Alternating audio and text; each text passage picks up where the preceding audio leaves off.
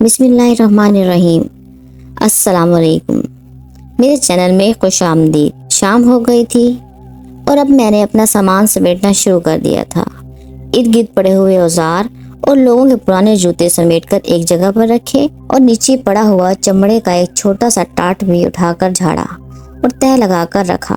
ابھی میں یہ سب سامان سمیٹ ہی رہا تھا کہ مجھے اپنے پیچھے ایک زنانہ آواز سنائی دی، میرا جوتا ٹوٹ گیا ہے، اسے سلائی کر دیں۔ جو میں اسے منع کرنا چاہتا تھا کہ اب میرا ٹائم ختم ہو گیا ہے اور اب میں گھر جا رہا ہوں، ایک عورت ہونے کی وجہ سے اسے منع نہیں کر پایا اور دوبارہ وہ چمڑے کا ٹاٹ بچھا کر بیٹھ گیا۔ اس نے اپنا ٹوٹا ہوا جوتا میرے آگے رکھا تو میں جلدی بڑی مہارت اور نفاست کے ساتھ جوتے کی سلائی کرنے لگا۔ تب تک وہ اسی طرح کھڑی رہی۔ اس کے ننگے پاؤں کے لیے میں پہلے ہی اسے ایک دوسرا جوتا دے چکا تھا۔ وہ ادھر ادھر دیکھ رہی تھی۔ اس نے دلہن والا لباس پہنا ہوا تھا اور یہ بات مجھے حیران کر رہی تھی کیونکہ عموماً اس طرح لڑکی باہر نہیں نکلتی اور وہ بڑے اطمینان اور سکون کے ساتھ کھڑی تھی۔ میں حیران ہو رہا تھا کہ آخر کیا ماجرا ہے اور وہ کیسے اس لباس میں اتنے اطمینان سے کھڑی ہو سکتی تھی، لیکن اس کے چہرے پر ایک سکون پھیلا ہوا تھا۔ وہ بہت خوبصورت لڑکی تھی اور اس وقت ایک دلہن کے روپ میں کھڑی تھی۔ میں اسے نظر انداز کرنے کی کوشش میں جلدی اس کا کام کر رہا تھا اور پھر تقریباً 10 منٹ کی محنت کے بعد میں نے اسے جوتا واپس کر دیا۔ اس نے اپنے پیر میں پہن کر دیکھا اور میرا شکریہ ادا کیا اور پھر کہنے لگی، میں معذرت چاہتی ہوں، میرے پاس پیسے نہیں ہیں ورنہ میں آپ کو دے دیتی۔ مجھے آپ کو پہلے بتا دینا چاہیے تھا، لیکن پھر شاید آپ میرا کام نہ کرتے۔ اس لڑکی نے بڑی شرمندگی سے مجھے کہا، لیکن میں نے نظریں جھکائے ہوئے اسے جواب دیا اور کہا کہ اگر آپ پہلے بتا دیتی تو میں پھر بھی آپ کا جوتا سلائی کر دیتا۔ آپ کو اس وقت مدد کی ضرورت تھی اور میں چونکہ اس طرح کی مدد کر سکتا ہوں اس لیے کوئی مسئلہ نہیں۔ میں نے جلدی اپنی چیزیں سمیٹتے ہوئے اسے جواب دیا تو وہ جیسے متاثر سی نظر آئی۔ میرا خیال تھا کہ جوتا بنوانے کے بعد وہ یہاں سے چلی جائے گی، لیکن وہ تو وہیں کھڑی تھی اور بڑی دلچسپی سے مجھے کام کرتا ہوا دیکھ رہی تھی۔ سب چیزیں سمیٹ کر میں نے اپنا تھیلا اٹھایا اور جوتا پہن کر گھر کے لیے نکلنے لگا کہ پیچھے سے پھر اس نے آواز دی اور وہ کہنے لگی، دراصل مجھے ایک اور مدد کی ضرورت ہے۔ اس نے ذرا شرمندہ ہوتے ہوئے کہا۔ میں نے سوالیہ نظروں سے اس کی طرف دیکھا تو کہنے لگی، دراصل میرے پاس کوئی ٹھکانہ نہیں ہے، میں بے آسرا ہوں اور اب اپنے لیے کوئی ٹھکانہ ڈھونڈ رہی ہوں۔ اس عورت نے کہا تو میں نے سر سے لے کر پیر تک اسے دیکھا۔ میری بات کا مفہوم سمجھ کر وہ کہنے لگی، نہیں میں دلہن نہیں ہوں، یہ تو میرے کالج میں ایک فینسی ڈریس شو تھا، اس لیے مجھے یہ لباس اور انداز اختیار کرنا پڑا۔ اس نے جلدی سے مجھے جواب دیا تو میرا دل پھر بھی مطمئن نہ ہوا۔ تاہم میں نے اسے کہا کہ اس سے پہلے تم کہاں رہتی تھی؟ میری بات سن کر وہ کہنے لگی، دراصل میرے بابا کا انتقال ہو گیا ہے اور میری سوتیلی ماں ہے، اس نے مجھے گھر سے نکال دیا ہے۔ اس کا کہنا ہے کہ میں چونکہ اس کی کچھ نہیں لگتی اور اس گھر پر میرا کوئی حق نہیں ہے، اس لیے میں وہاں نہیں رہ سکتی۔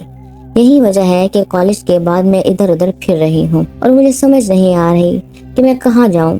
سوتیلی ماں بہت ظالم اور ضدی عورت ہے، وہ کبھی بھی مجھے گھر میں گھسنے نہیں دے گی۔ اس لڑکی نے بڑی بے چارگی سے کہا تو میں چپ چاپ اسے دیکھتا رہ گیا۔ نہ جانے کیوں مجھے ایسا لگ رہا تھا جیسے وہ لڑکی مجھ سے جھوٹ بول رہی ہے، لیکن پھر بھی اب ایک بات تو طے تھی کہ میں اس کو اس حالت میں یوں سڑک پر نہیں چھوڑ سکتا تھا، اس لیے میں نے اسے فی الحال اپنے گھر اپنے ساتھ لے جانے کا ارادہ کر لیا اور کہا کہ میں ایک غریب آدمی ہوں اور ایک غریب موچی ہوں، میرا چھوٹا سا گھر ہے، اگر تم وہاں رہنا چاہو تو میری طرف سے تمہیں اجازت ہے۔ میں نے اس لڑکی کی مرضی پر بات چھوڑ دی۔ اس نے چند لمحے سوچا اور میرے ساتھ چل دی۔ اس کے ساتھ چلتے ہوئے راستے میں مختلف سوچیں میرے دماغ میں چکرا رہی تھی اور مجھے سمجھ نہیں آ رہا تھا کہ میں لڑکی کو سچا سمجھوں یا جھوٹا، کیونکہ وہ اس کی ظاہری حالت تھی، وہ تو بہت اچھی تھی، لیکن اس کے کہنے کے مطابق اس کی سوتیلی ماں بہت ظالم ہے اور اس پر اکثر ظلم کے پہاڑ توڑتی ہے اور اب اسے گھر سے بھی نکال دیا ہے۔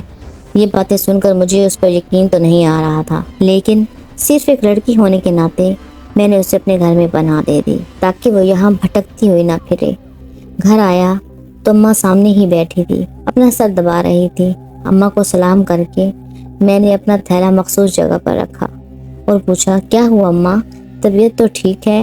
تو وہ کہنے لگی، बस तेरी फूफो ने सुबह से शोर मचाया हुआ है, इस वजह से सर में दर्द हो गया। तू बता कैसा दिन रहा? अम्मा ने रोज का सवाल किया। मैंने सर हिला दिया। इतने में अम्मा की नजर उस लड़की पर पड़ी तो उसने मुझे हैरत और दुख भरी नजरों से देखा। अम्मा की निगाहें समझकर मैं एकदम गड़बड़ा गया और जल्दी से कहने लगा, अम्मा वैसी बात नहीं जो आप समझ रही हैं। दरअसल ये लड़की बेआसरा है और इसे सहारे की जरूरत है। मैं इसे वक्ती तौर पर घर ले आया हूँ। 2-4 दिन रहेगी, फिर तब तक इसका कोई ठिकाने का बंदोबस्त हो जाएगा। मैंने अम्मा को मुतमईन करने के लिए जल्दी जल्दी सारी बात बताई। तब अम्मा कुछ नहीं बोली और चुप रही। वो लड़की अम्मा के पास जाकर बैठ गई थी और नजरें झुकाकर नीचे देख रही थी, जबकि अम्मा मुसलसल उस पर नजरें गाड़े हुए थी, जैसे आंखों ही आंखों में उसके बारे में सब कुछ पढ़ लेंगी। मैं उठकर अपने कमरे में चला गया। अम्मा उस लड़की के साथ काफी देर तक बातों में लगी रही। मुझे मालूम था कि अम्मा जब तक उसका सारा इंटरव्यू नहीं कर लेंगी तब तक चैन से नहीं बैठेंगी। और वही हुआ। जब अम्मा को इस बात का यकीन आ गया कि वो लड़की वाकई मजलूम है और बेबसी की इंतहा पर है, तो अम्मा ने उसे गले लगा लिया और उसके साथ ही सिसकने लगी। अम्मा ऐसी ही मासूम थी। उस लड़की और अम्मा में बहुत दोस्ती हो गई थी। हालांकि मेरी 2 छोटी बहनें भी थी, लेकिन दोनों ने अभी उसे इतना मुंह न लगाया था। वो ज्यादातर अपने काम से काम रखती, जबकि अम्मा हर वक्त उसके साथ लगी रहती। उस लड़की को इस घर में 3-4 दिन हो चुके थे, लेकिन अब उसने दोबारा यहाँ से जाने का नाम नहीं लिया था। वो अम्मा के कपड़े पहनकर गुजारा कर रही थी। उसका दुल्हन वाला लिबास उसी तरह कमरे में एक हैंगर पर लटका हुआ था और आते जाते जब भी मेरी निगाह उस पर पड़ती तो दिल में अजीब सी गुदगुदी सी होती। मैं एक आम और गरीब समोची हूँ। मेरा नाम इब्रार है। मैं 2 बहनों, अपने माँ बाप और एक फुप्पो के साथ इस छोटे से घर में रहता हूँ। वैसे तो अभी पढ़ रहा था, लेकिन कुछ दिनों से अब्बा की तबीयत ठीक नहीं थी। मौसम बदल रहा था, उन्हें रोज़ बुखार हो जाता। इलाके की डिस्पेंसरी से दवा लेने के बावजूद उन्हें कोई फ़र्क नहीं पड़ता था। यही वजह थी कि अब्बा की जगह आजकल मैं काम पर जा रहा था और अब्बा के अड्डे पर बैठकर अब्बा का काम करता था। हालांकि मुझे ये काम पसंद नहीं था। मैं जब छोटा था तो अब्बा को मना करता था और अब्बा बस मुस्कुराकर मेरी बातें सुनता रहता। मुझे गुस्सा आता था कि मेरा बाप लोगों के जूते पकड़कर सिलाई करता, लेकिन अब्बा का कहना था कि कोई भी काम छोटा या बड़ा नहीं होता, हमें हमेशा हमारे अमाल छोटा या बड़ा बनाते हैं। तो इस बात की फिक्र मत करो कि तेरा बाप लोगों के जूते सिलाई करता है। ये सोच कि मेरे अमल से लोगों को कितना सुकून मिलता है, उनके पैरों को राहत मिलती है तो वो खुश होते हैं। अब्बा की अपनी ही मंतक थी, लेकिन मैं चूंकि इस काम को पसंद नहीं करता था इसलिए पढ़ रहा था। मैं पढ़ लिख कर दफ्तर में नौकरी करना चाहता था, लेकिन अब कुछ दिनों से मजबूरी के आलम में यहाँ आकर बैठ जाता, क्योंकि इसके अलावा हमारी आमदनी का कोई और जरिया नहीं था। अब्बा को देखते देखते न जाने कब मैं ये काम सीख गया था। मुझे तो इस बात का अंदाजा ही नहीं था। हालांकि मैं अब्बा के पास थोड़े वक्त के लिए ही आता था और आज तक मैंने कभी अब्बा के औजारों को भी हाथ नहीं लगाया था। लेकिन अब्बा की तबीयत खराबी के बाद सब कुछ बदल कर रह गया। मैं रोज एक मखसूस वक्त पर इधर आकर बैठ जाता और उन लोगों के जूते सिलाई करके पैसे कमाता। शाम को जितनी भी कमाई होती वो जाकर अम्मा के हाथ में रख देता। मेरे पास अब्बा जितना काम तो नहीं था, लेकिन फिर भी इतने पैसे आ जाते थे कि रोज का खाना पीना हो जाता। घर में मेरी एक फूफो भी थी।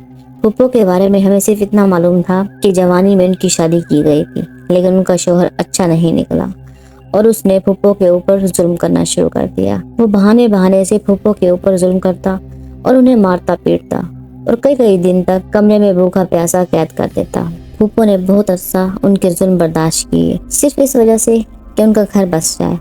लेकिन वो शख्स तो हमारी सोच से भी ज्यादा कमियां निकला। उसने फूफो के ऊपर जुल्म की हद कर दी। वो नफ्सियाती मरीज था।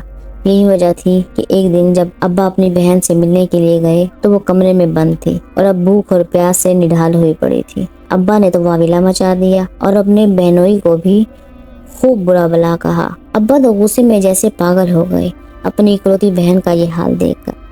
अब्बा को बहुत अफसोस हो रहा था। यही वजह थी कि अब्बा ने वहां से कमरे का ताला तोड़कर अपनी बहन को निकाला और साथ लेकर आ गए। वो दिन और आज का दिन फूफो घर पर ही हमारे साथ होती हैं, लेकिन इन सारे हालात से गुजर कर फूफो कुछ नफ्सियाती सी हो गई हैं। कभी वो बेतहाशा हंसने लगती हैं और कभी रोने लगती हैं। इस तरह कभी वो सारा दिन बोलती रहती हैं तो कभी कई कई दिन चुप करके बैठी रहती हैं। फूफो की जहनी कैफियत को देखते हुए फूफो को ज्यादातर एक ही कमरे में रखा जाता। انہیں کسی کے سامنے نہیں آنے دیا جاتا، کیونکہ اس طرح ڈر تھا کہ کہیں وہ کسی پر حملہ نہ کر دے۔ اس سے پہلے وہ 2-3 بار امی پر حملہ کر چکی تھی اور اس حملے میں امی کو شدید چوٹیں آئی تھی۔ یہی وجہ تھی کہ ابا کی کوشش ہوتی تھی پھپھو زیادہ تر گھر پر ہی رہیں۔ پھپھو کا گھر میں صرف ابا سے رویہ ٹھیک ہوتا، وہ ابا کے کام بھاگ بھاگ کر کرنے کی کوشش کرتی اور ان کے پاس بیٹھ کر کتنی دیر تک باتیں کرتی رہتی۔ اس معاملے میں ابا خاموشی سے بیٹھ کر سنتا رہتا۔ پھپھو کبھی بیتے زمانے کی باتیں کرتی جب وہ بیمار تھی اور اس گھر میں قید تھی، اور کبھی وہ اپنے اور ابا کے بچپن کی باتیں کرتی۔ میری دونوں چھوٹی بہنیں تو پھپھو سے خوف زدہ ہی رہتی تھی۔ دونوں چھوٹی بہنیں ابھی میٹرک میں پڑھ رہی تھی اور وہ دونوں جڑوا تھی۔ یہی وجہ تھی کہ گھر بھر کی لاڈلی تھی اور گھر کی رونق بھی انہی سے تھی۔ میں چونکہ اب 20 سال کا ایک جوان شخص ہو چکا تھا اور ابا کی جگہ پر آج کا کام سنبھال رہا تھا، اسی لیے ذمہ داری بھی زیادہ پڑ گئی تھی۔ ابا تو بالکل ٹھیک تھے، لیکن اچانک اس بیماری نے بستر پر ہی لگا دیا۔ علاج چل رہا تھا اور ڈاکٹر کا خیال تھا کہ کچھ ہی دنوں میں وہ دوبارہ اپنے پیروں پر کھڑے ہو جائیں گے۔ ابا کے اڈے پر جاتے ہوئے مجھے 3-4 دن ہی ہوئے تھے کہ یہ لڑکی آج مجھے مل گئی۔ میں اسے گھر تو لے آیا، لیکن اماں کا خیال تھا کہ اس طرح کسی کی لڑکی کو اٹھا کر گھر لے آنا مناسب نہیں۔ نہ جانے اس نے تمہیں جو کچھ بتایا وہ سچ بھی ہے یا نہیں، لیکن میں نے اماں سے یہی کہا کہ میں نے تو نیکی کی ہے، ہو سکتا ہے جو کچھ اس نے تمہیں بتایا ہو وہ سچ ہی ہو، اس لیے آپ یہ مت سوچیں، وہ 2-4 دن میں ہی چلی جائے گی۔ لیکن وہ تو جیسے اس گھر میں سیٹ ہو گئی تھی اور اب یہاں سے جانے کا نام ہی نہیں لے رہی تھی۔ ایک دن اسی طرح جب میں شام کو کام سے واپس آیا تو میری چھوٹی بہن بہت پریشان بیٹھی ہوئی تھی۔ میں نے اس سے پوچھا، کیا ہوا تمہیں؟ تمہارے چہرے پر اس طرح ہوائیں کیوں اڑی ہوئی ہیں؟ مجھے دیکھ کر کہنے لگی، بھائی آج ایک بہت عجیب سی بات ہوئی۔ اس کی آنکھوں میں اور چہرے پر ابھی بھی خوف نظر آ رہا تھا۔ میں نے پوچھا، کیا ہوا؟ کیسی بات؟ تو وہ کہنے لگی، بھائی میں آج اس لڑکی کو کمرے میں ڈھونڈنے آئی تھی۔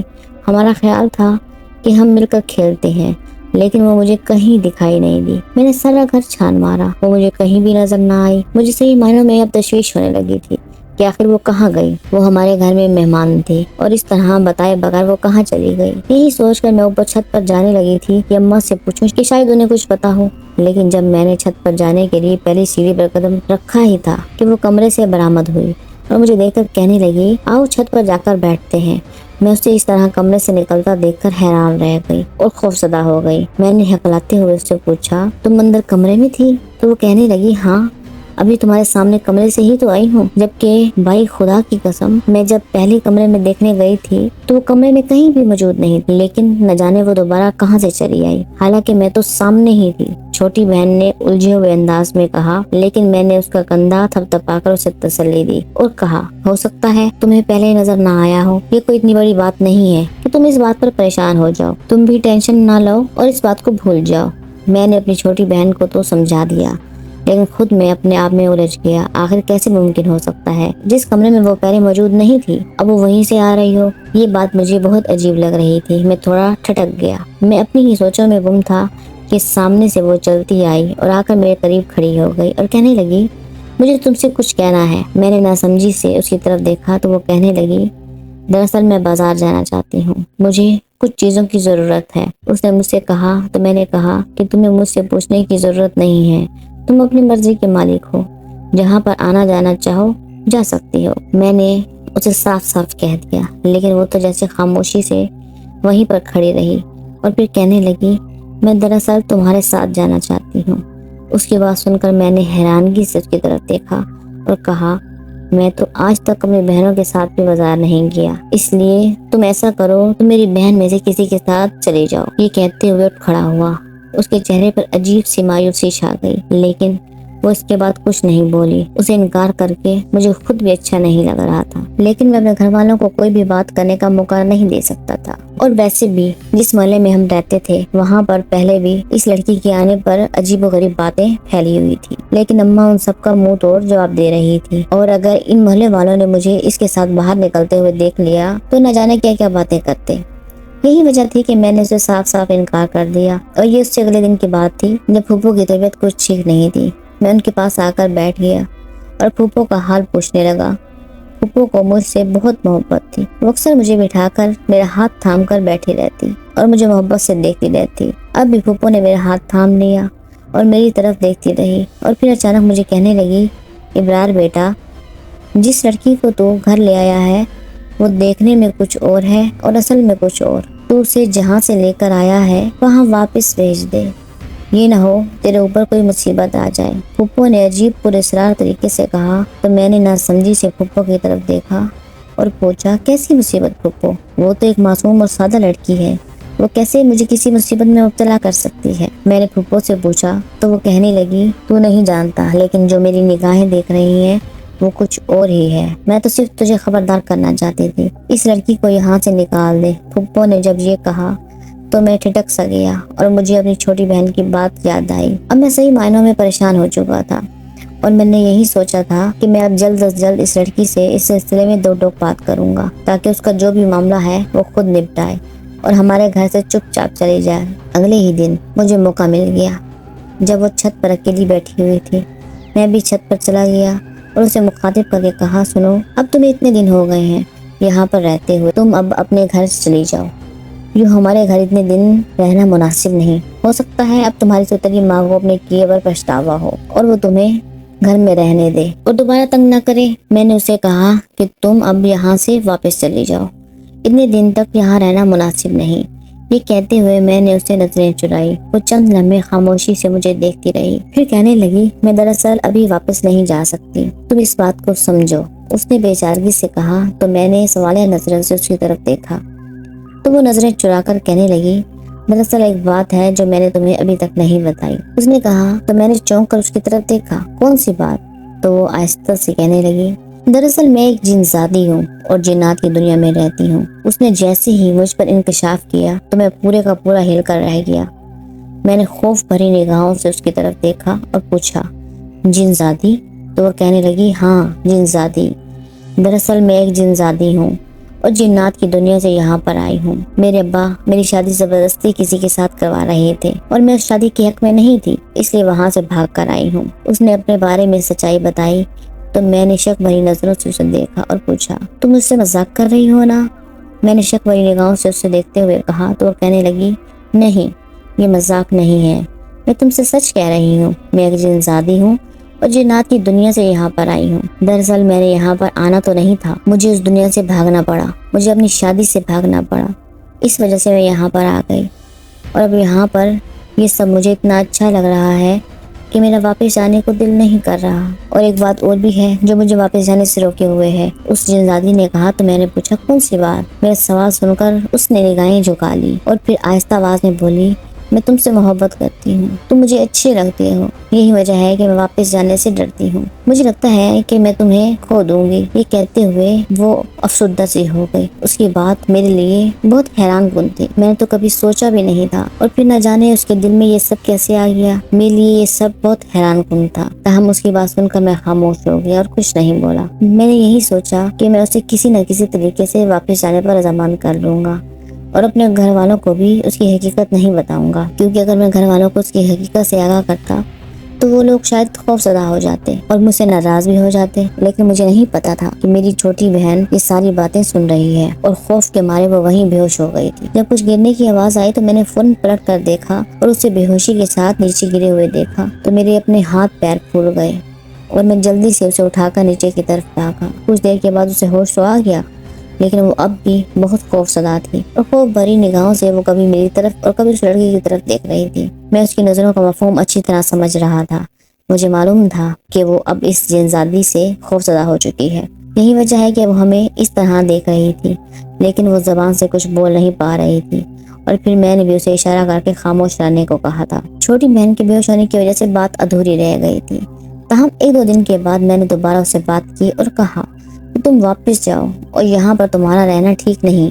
لیکن میری بات سن کر وہ رونے لگی اور کہنے لگی، میں واپس نہیں جا سکتی، میں تم سے شادی کرنا چاہتی ہوں، تم مجھے اپنے گھر میں رہنے کی اجازت دے دو۔ وہ جنزادی روتے ہوئے میرے آگے فریاد کر رہی تھی، لیکن مجھے اس بات کا ذرا بھی اندازہ نہیں تھا کہ وہ ایسا کیوں کر رہی ہے۔ میں بے بس سا ہو گیا، مجھے اچھا نہیں لگ رہا تھا کہ وہ اس طرح رو رہی ہے۔ بے شک وہ ایک جنزادی تھی، لیکن تھی تو ایک لڑکی نا، اور اس کے آنسو میرے دل پر اثر کر رہے تھے۔ میری چھوٹی بہن اس دن سے پریشان سی تھی، اس نے گھر والوں کو تو کچھ نہیں بتایا تھا، لیکن میں جانتا تھا وہ پریشان ہے، لیکن خاموشی سے صرف اس بات کی منتظر ہے کہ میں کیا کرتا ہوں۔ میں نے اس جنزادی کو صاف صاف کہہ دیا تھا کہ وہ اب یہاں سے چلی جائے اور اب یہاں نہیں رہ سکتی۔ یہ کہہ کر میں نیچے آ گیا، لیکن میں جانتا تھا میرا دل اداس ہو گیا ہے اور میں خود بھی پریشان ہو چکا تھا۔ اور یہ اس سے اگلے دن کی بات تھی جب دروازے پر کوئی فقیر آیا تو میں اس وقت ابھی گھر پر ہی آیا تھا۔ دروازے کی آواز سنی تو میں باہر آ گیا۔ وہ فقیر مجھے کہنے لگا مجھے کچھ خیرات دے دو۔ میری جیب میں کچھ پیسے تھے، میں نے اسے وہ دینا چاہے، لیکن وہ کہنے لگا نہیں، یہ نہیں چاہیے، مجھے تمہارے گھر سے کچھ اور چاہیے۔ میں نے حیرت سے اس کی طرف دیکھا اور پوچھا کیا چاہتے ہیں آپ، کیا چاہیے آپ کو؟ تو وہ میرے قریب آ کر بولا مجھے وہ لڑکی چاہیے، وہ جنزادی چاہیے جو تمہارے گھر میں پناہ لے کر بیٹھی ہوئی ہے۔ اس فقیر کی بات سن کر میرے رونگٹے کھڑے ہو گئے۔ میں نے حیرت اور خوف بھری نظروں سے اس کی طرف دیکھا اور پھر آہستہ آواز میں اس سے کہا تمہیں کیسے معلوم؟ تو وہ بڑے پرے اسرار طریقے سے مسکرایا اور کہنے لگا تم ایک بار اسے بلا دو، پھر تمہیں خود ہی معلوم ہو جائے گا کہ میں اسے کیسے جانتا ہوں۔ گو کہ میں اندر سے بے تحاشا خوفزدہ ہو چکا تھا، لیکن اب جب میں نے یہ مصیبت سر لے ہی لی تھی تو مجھے کسی نہ کسی طریقے سے اس مصیبت سے نکلنا ہی تھا۔ میں نے اندر آ کر جنزادی کو بلایا اور کہا باہر کوئی تمہارے بارے میں پوچھ رہا ہے۔ یہ بات سن کر اس کی آنکھوں میں خوف پھیل گیا۔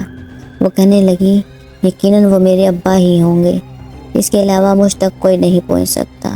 اس کی بات سن کر میں حیران رہ گیا اور کہا وہ تو کوئی فقیر ہے، تم تو شہنشاہ جنات کی بیٹی ہو اور کافی امیر ہوگی، جبکہ اس نے تو بہت میلے کچیلے اور برے سے کپڑے پہنے ہوئے ہیں اور اس کا حال بھی کافی برا ہے۔ میں نے اس سے کہا تو وہ مسکرا دی اور کہنے لگی ابا جب بھی وہاں نکلتے ہیں یا کسی جگہ کا دورہ کرتے ہیں تو وہ اسی حلیے میں نکلتے ہیں، لوگ ان کو نہیں پہچانتے، کسی کو ان کے بارے میں معلوم نہیں ہوتا کہ وہ شہنشاہ جنات ہیں، صرف گھر کے افراد اور ابا کے چند خاص ملازم ہی انہیں پہچانتے ہیں۔ اس جنزادی نے کہا تو میں نے کہا ٹھیک ہے، اب جا کر دیکھ لو، تمہارے ابا باہر تمہارا انتظار کر رہے ہیں۔ لیکن وہ ٹس سے مس نہیں ہوئی اور کہنے لگی کہ میں نہیں جاؤں گی، اگر میں گئی تو وہ مجھے اپنے ساتھ لے جائیں گے اور میں واپس نہیں جانا چاہتی، میں تمہارے ساتھ یہیں پر رہنا چاہتی ہوں۔ اس جنزادی نے عجیب سے انداز میں کہا۔ مجھے اس کا انداز اچھا نہیں لگا، تاہم میں چپ ہو گیا اور یہی سوچ کر رہ گیا کہ یہ دونوں باپ بیٹی کی بات ہے۔ میں نے باہر آ کر اس کے باپ کو بتا دیا۔ وہ چند لمحے کچھ سوچتا رہا، پھر وہاں سے چلا گیا۔ میں حیران ہو گیا یہ کیسا باپ ہے جو اپنی بیٹی کو زبردستی نہیں لے گیا، لیکن نہ جانے کیوں مجھے باپ کا انداز بھی بہت پراسرار لگ رہا تھا۔ اب میں سچ مچ چکرا کر رہ گیا تھا، یہ حالات عجیب ہوتے جا رہے تھے۔ اس وقت مجھے کچھ بھولا ہوا تھا سوائے اس بات کے کہ مجھے اس مصیبت سے جان چھڑانی ہے۔ ابا کی حالت بھی اب بہتر نہیں ہو رہی تھی، اگر وہ بہتر ہوتی تو شاید میں گھر پر رہ کر اس مسئلے کا حل کر لیتا، لیکن مجھے ابھی کام پر جانا تھا۔ اگر ایک دن بھی کام سے ناغہ کرتا تو گھر کا چولہا نہیں جلتا تھا۔ اب بھی ایسا ہی ہوا تھا۔ اگلے دن میں الجھا سا کام پر گیا، لیکن میرا دھیان ان دونوں باپ بیٹی پر ہی اٹکا ہوا تھا۔ مجھے سمجھ نہیں آ رہا تھا میں ایسا کیا کروں کہ وہ بیٹی بھی چلی جائے اور باپ سے بھی جان چھوٹ جائے، لیکن اصل پریشانی تو مجھے اپنے دل سے ہو رہی تھی۔ میرا دل خواہ خواہ اس لڑکی کو چاہنے لگا تھا، وہ مجھے اچھی لگنے لگی تھی اور میں جب بھی اس کے بارے میں سوچتا تو مجھے بڑا اچھا لگتا، لیکن میں جانتا تھا کہ میرا اور اس کا ساتھ ناممکن ہے۔ آج یا کل وہ واپس چلی جائے گی تو پھر میں کیوں اپنا دل اس کے ساتھ لگا رہا تھا، جبکہ ابھی میرے سر پر بہت سی ذمہ داریاں بھی تھی۔ میری 2 جوان بہنیں ہیں، ایک بیمار پھپھو اور اس کے علاوہ ابا کا علاج کروانا ہے۔ میں کیسے ابھی اس لڑکی کے بارے میں سوچ سکتا تھا؟ یہی سوچ کر خود کو ڈپٹ رہا تھا کہ اتنے میں سامنے وہی کل والا فقیر آ بیٹھا۔ اسے دیکھ کر میں تھوڑا ڈر گیا اور سنبھل کر بیٹھ گیا۔ میں بڑے چوکنے انداز میں بیٹھا ہوا تھا، ٹھیک ہے یہ بھی کچھ کرے گا، میں تو فوراً یہاں سے بھاگ جاؤں گا، لیکن اس نے کچھ بھی نہیں کہا۔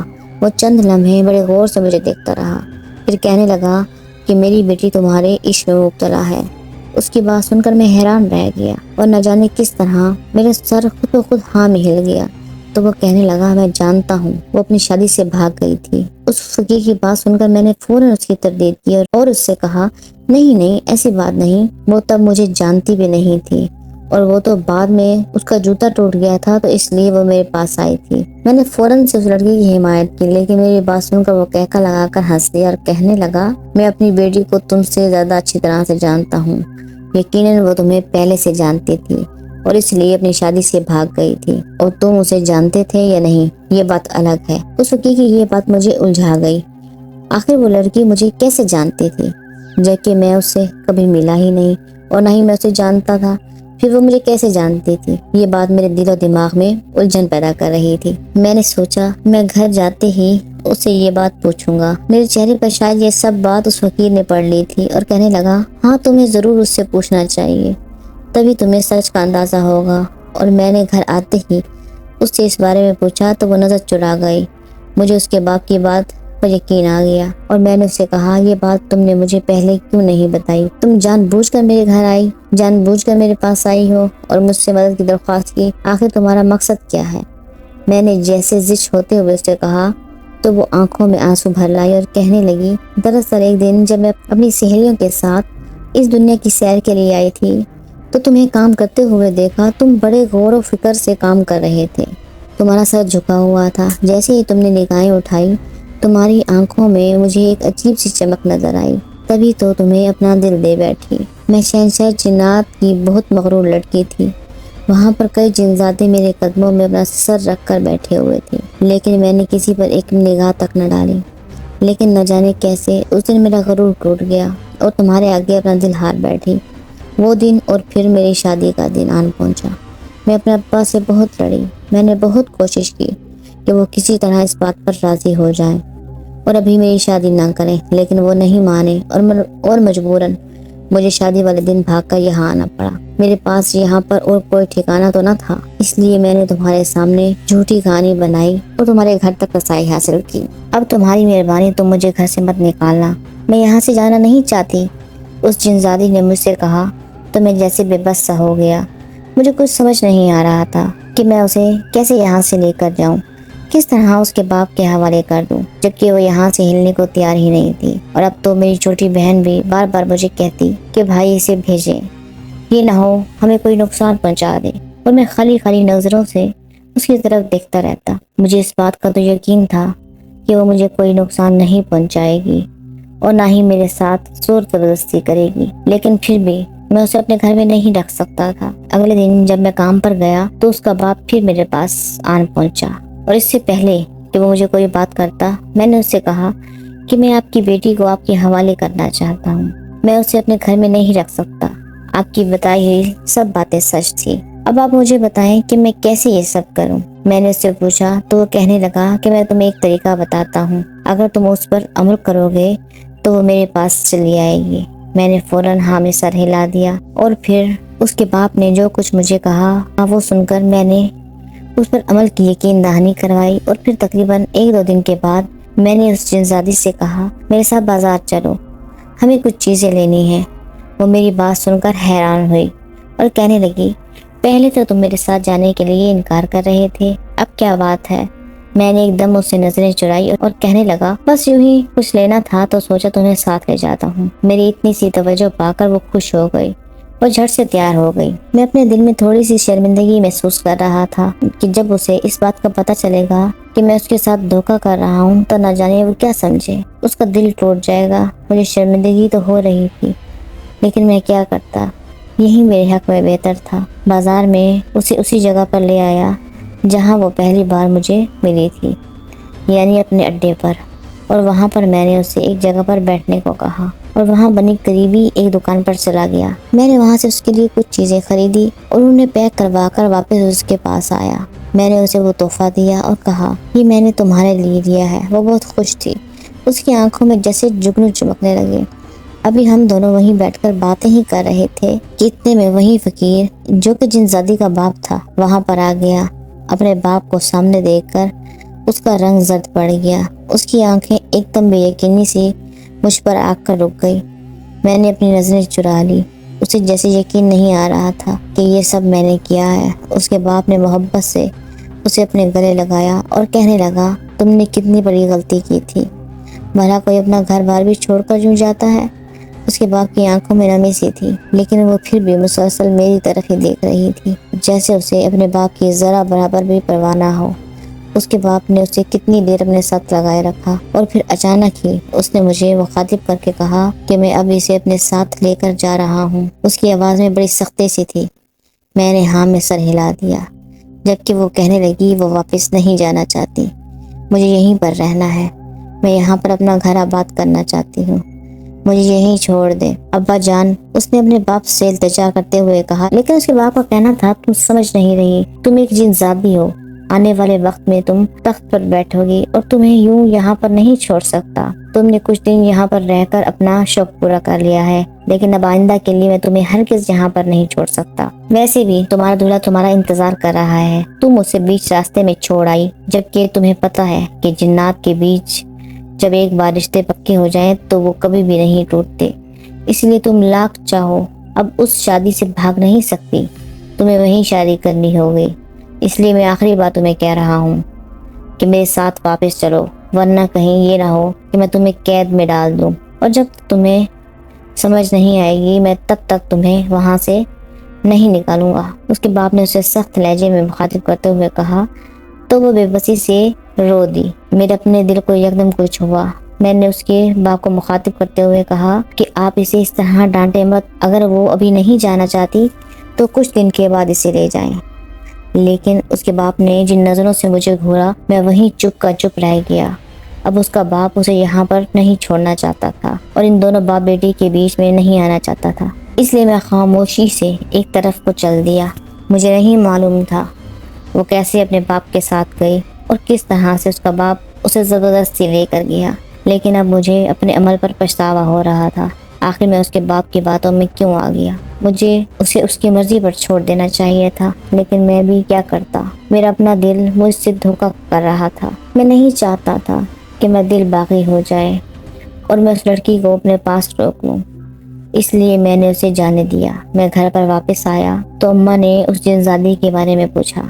میں نے کہا کہ وہ اب اپنے گھر چلی گئی ہے، اس کی ماں اس سے راضی ہو گئی ہے۔ اماں نے اس کے لیے بہت دعائیں کی اور کہنے لگی مجھے تو وہ لڑکی بہت اچھی لگی تھی، میں تو یہی چاہتی تھی کہ اسے اپنی بہو بنا کر اس گھر میں رکھ لوں۔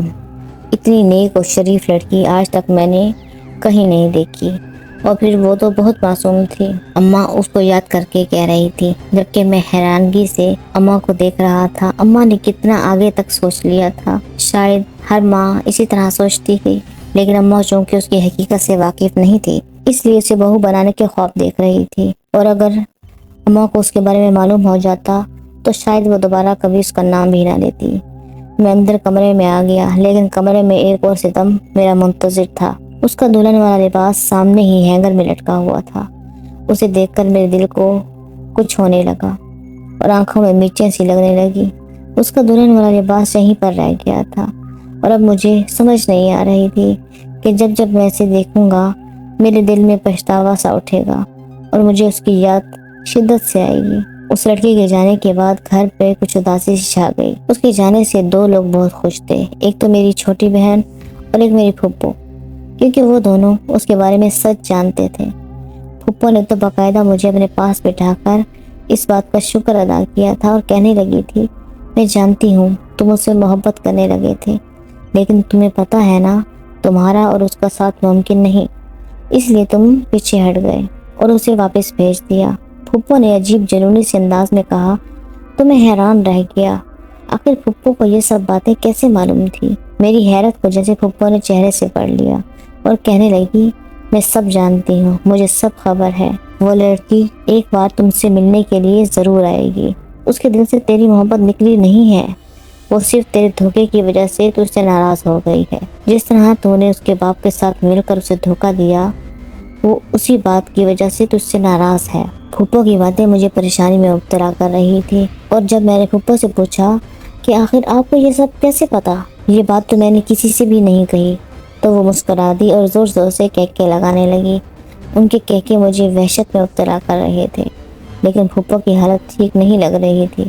میں نے انہیں دونوں کندھوں سے تھام کر ایک جھٹکا سا دیا اور کہا پھپھو بتائیں مجھے آخر آپ کو یہ سب کیسے معلوم؟ تو وہ کہنے لگی وہ جو سامنے کھڑا ہے نا وہ سب کچھ بتاتا ہے، مجھے اسی نے بتایا تھا کہ وہ اپنے باپ کے ساتھ واپس چلی گئی۔ پھپھو نے میرے پیچھے دیوار کی طرف اشارہ کیا، میں نے مڑ کر دیکھا، وہاں پر کچھ بھی نہیں تھا، لیکن پھپھو جس طرح وہاں پر دیکھ رہی تھی اس بات نے مجھے یقین دلا دیا تھا کہ وہاں پر کچھ تو ہے، وہاں پر کوئی تو کھڑا ہے۔ یہ سوچ آتے ہی میرے جسم میں خوف کی لہر دوڑی اور میں ایک دم اپنی جگہ سے کھڑا ہو گیا۔ میں بار بار گردن گھما کر اس طرف دیکھ رہا تھا، لیکن وہاں پر کوئی نہیں تھا، جبکہ پھپھو ابھی بھی وہیں پر دیکھ رہی تھی۔ میں گھبرا کر کمرے سے باہر آ گیا۔ نہ جانے پھپھو سچ کہہ رہی تھی یا جھوٹ، لیکن جو بھی تھا اس بات نے مجھے شدید خوفزدہ کر دیا، کیونکہ جو باتیں پھپھو نے بتائی تھی وہ سب سچ تھی۔ میں کافی دن ان باتوں کے بارے میں سوچتا رہا، کیونکہ یہ باتیں مجھے خوفزدہ کر رہی تھی اور مجھے راتوں کو سونے نہیں دیتی تھی۔ اور پھر اپنے کام میں مصروف ہو کر میں اس جنزادی کو بھولنے لگا تھا، لیکن جنزادی بھلائی نہیں بھولتی تھی۔ اب میں اپنے کام میں اتنا مصروف رہنے لگا تھا کہ میں نے اسے بھلا دیا۔ لیکن ایک دن پھر جب میں اپنے کام میں مصروف تھا تو مجھے ایک آواز سنائی دی، میرا جوتا ٹوٹ گیا ہے، اسے سلائی کر دے۔ میں نے ایک دم مڑ کر دیکھا تو وہ وہی تھی۔